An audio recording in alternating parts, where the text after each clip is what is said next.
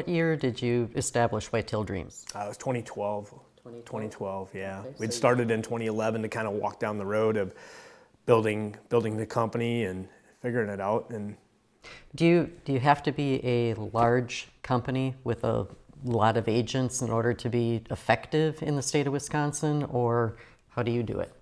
that's a great question. You didn't prep me for that one. That was a good one. You don't.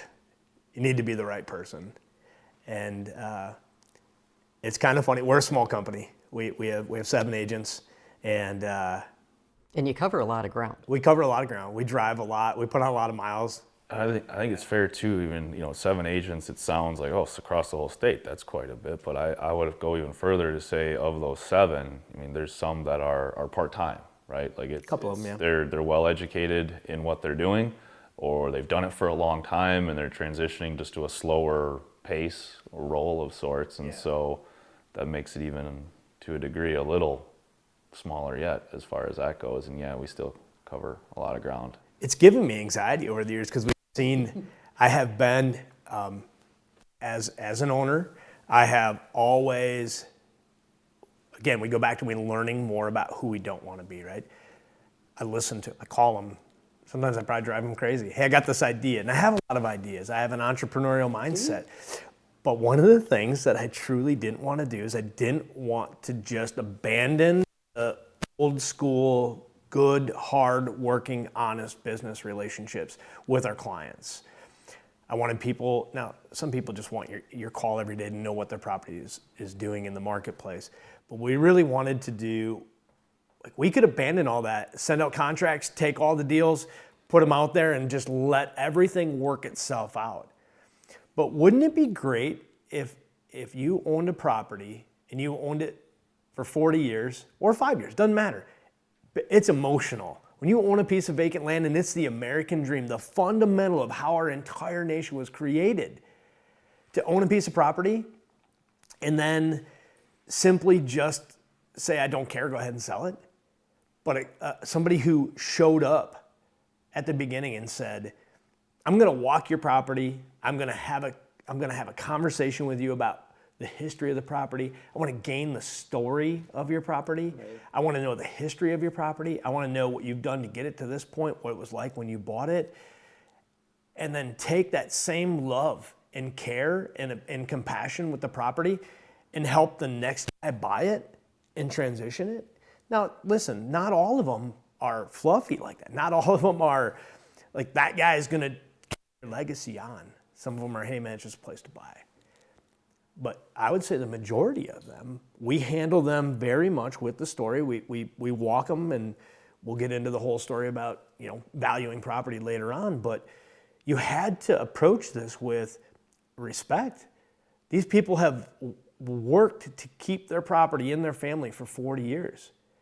If you lived through 07 and 08 and you thought that was bad, and you have a property that's been in your family for 50, 60, 70 years, somebody made sacrifice to keep that piece of hunting land. Somebody made a sacrifice to own that property.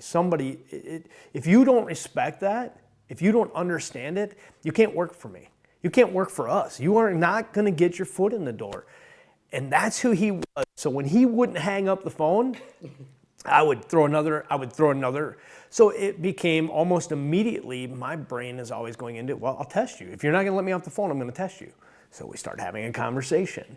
And by the end of, I want to say it was either the first conversation, I remember I was pacing my kitchen at the time and I was trying to think about how to get this guy off the phone. But every time he would say something, I was more intrigued about what he had to say.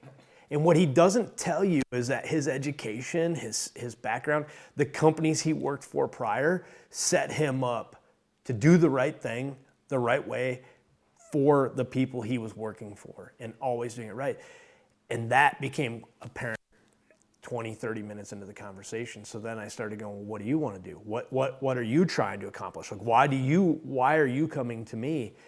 And he said, I want to help you grow this brand. And I said, you know what? Let's have another conversation. I need you to call me back. And I had to get on with my day. And we've had several conversations beyond that. And I have to say, like, it became You always think like, all right, I'm at a good part in my game where I can handle anything. Right. But the good Lord sent him my way one day and said, here's your next challenge. And the thing is, I realized he was so much like me and that he wanted to know why everything happened the way it happened. And so I'd give him information, he'd take it, he'd educate himself, he'd come back, I know that, what's next? And here we are we're here 5 years later, he's been with us for 5 years, and congratulations, by the way, 5 years, I guess I'm just realizing that now. Sorry about that. We are a company that focuses on our people, and we do care, and he talks to me every day, we're like brothers, and we have a great relationship. And it was fun to watch him grow, but I think personally, if I looked back on the last 5 years, the most rewarding part is like who he made me be. Because if you're gonna be a leader, and and you can just tell people what to do and how to do it, but like he has taught me to lead in a different way. Like there's people out there that sit down at this table and tell you, here's how you do it. Just go out there and sell it, doesn't matter. That's not who we are by any stretch of the matter. We don't even have company meeting. Like we have 1 a year company meeting. We talk so much on the phone. There's no need to have a meeting. Like, hey, we just talked about this last week, right? Like, let's put it to bed. Let's get some lunch and move on. Communication is key. It's super key. It really is. Yeah. Between all of you, but with your clients too. Exactly. Well, and I'm going to turn the tables a little bit here, right? Because you buckle up. Buckle up. What people that are watching this don't realize is you're doing the interview, but you were my office manager for a bit. Yep. You saw for a hot moment. how my brain worked, and always doing the best. Like we need to know why that's a problem. We need to know like how are we helping these people? Like these people are in financial trouble. They have to sell this property. That wasn't an opportunity for us to go out and steal that property from them. There's a lot of agencies that be like, listen, we'll just cut you a check and you can walk away. We were like, hey, hold on. Let's get the bank to back off for a minute. Let's show them we have it listed. Let's look for a forbearance. Let's look for some sort of short sale. That way we can help you. How do we help you through this process and not just take advantage of them so that people could just simply be, and some people just wanted out of it. They're like, I don't want this property. It's driving me crazy. And I'd have to sit them down and say, listen, this is going to ruin your life if you do this. You're going to regret this. When you look back on this, let me help you. And you knew that was my heart, right? Yep. And I have a lot of respect for that. Well, and I appreciate that because it's tough for people to go, you could just be stacking these deals up and moving them down the line. Just take them and run. Price reduction. Just, it ain't selling, price reduce it. Yeah. You know, we'll get into this. So early on, I've got numerous agents and I had a broker the guy who really created... Just for the sake of the podcast, yeah. People are watching, listening, when you say you have a broker, in layman's terms, you're quote-unquote former manager or boss, right? Yeah. That's basically like when we say keep using, he's my broker, he's my broker, like real estate world, agent, broker, boss, manager. Owner. Yeah, exactly. Yeah. So my broker, I used to call him my boss, and he's like, I'm not your boss. And he would always say, well, if you're having a problem, just go walk it again. And then I learned that there was a nuance to it. Like you could walk a property in one direction and you could turn around, walk it the opposite direction, and you're like, that ain't the same property. So that started clicking in my head. So when guys were going, I want to get a price reduction, I would say, how do your signs look on the property? That was a key for you should be out there walking it. You should be out there driving by it. You should be knowing what's going on in the neighborhood. Re-educate yourself. If it's not sold, you didn't have a good enough conversation. You were privy to a conversation about a property we have listed today, and the guy's like, I don't know if that. And then I go through and he's like, okay, I want to look at it next week. Yeah, and I think since, I guess it's, with having gotten my license in 2018, you've had yours quite a bit longer. It's easier for me to remember what I used to perceive our hunting land industry, so to speak, to be, or selling land at all, right? There was always the perception for me when it was more of let's call it a residential brand that had it listed, and you saw the listing photos, and there was 5 photos, and in 3 of them you can see the mirror of the agent's truck. Yeah. As there are cars that are hanging out the window.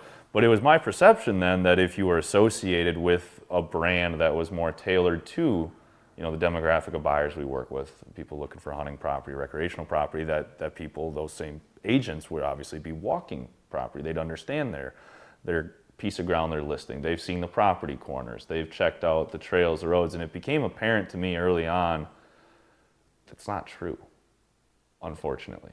I don't know why. I don't understand what else you would want to do besides put some boots on and go for a walk through the woods versus sit at a desk or drive around, but it happens where, you know, the buyer you spoke with this morning about the listing you have has likely had conversations with some agents who don't have that level of knowledge of the property they've listed because they haven't taken the time to learn it, to walk it. I'm not saying they've never gone out to it. I'm not saying they haven't maybe walked in on the first logging road and turned around and walked out. But I mean, to really, really dig into it, like they're scouting their own property to hunt or to learn.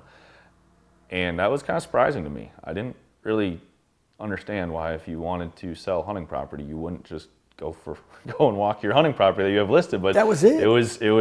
It becomes, I don't know, maybe to some is more of a job, but that's always, It's not just a my job. favorite It's their part number. is like, if It's still exciting to go out. I am terrible sometimes about staying in front of a computer for a consistent amount of time, because all it takes is like, okay, I've been in the office for about 3 or 4 hours. I have a couple trail cameras that I personally put out on a listing to gather some intel.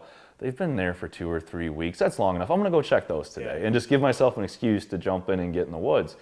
And to Jeremy's point about how that helps sell the property is, let's say you've got a 40 acre, 80 acre, 100 acre listing, like you every time you walk it, as I'm sure people know who have their own hunting properties, it changes from year to year. It changes from month to month, to week. Every time you walk it, you learn something new.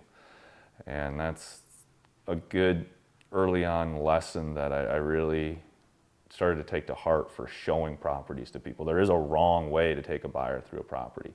And when I say wrong way, it's a detriment to both the buyer and the seller, right? The seller isn't having their property properly represented by the agent, and the buyer isn't getting to see what the property really is. And, you know, there's a lot of buyers we work with who feel they're, you know, good enough woodsmen or have enough experience where they can walk it on their own and figure it out. And they very well may be able to, but a lot of times that buyer is also trying to look at 3 or 4 in a day.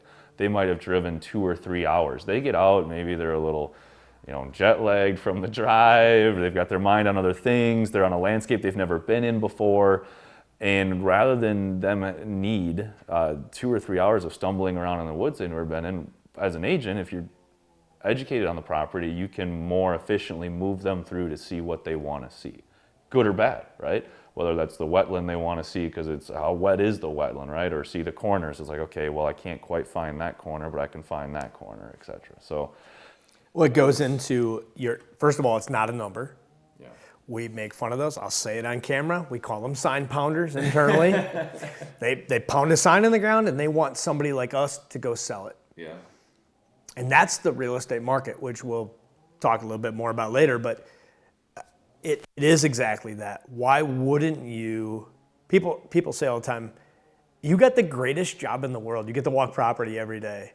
And sometimes you lose sight of that. Mm-hmm. Take a kid hunting, you'll quickly realize how calloused you've become to what you do for a living. We get people that come with us, or we go somewhere and we're walking property and I walk every property, and I think Pat does this too. He's like, could I hang a stand right here and kill a deer? Like, you're always in like kind of hunting mode, right?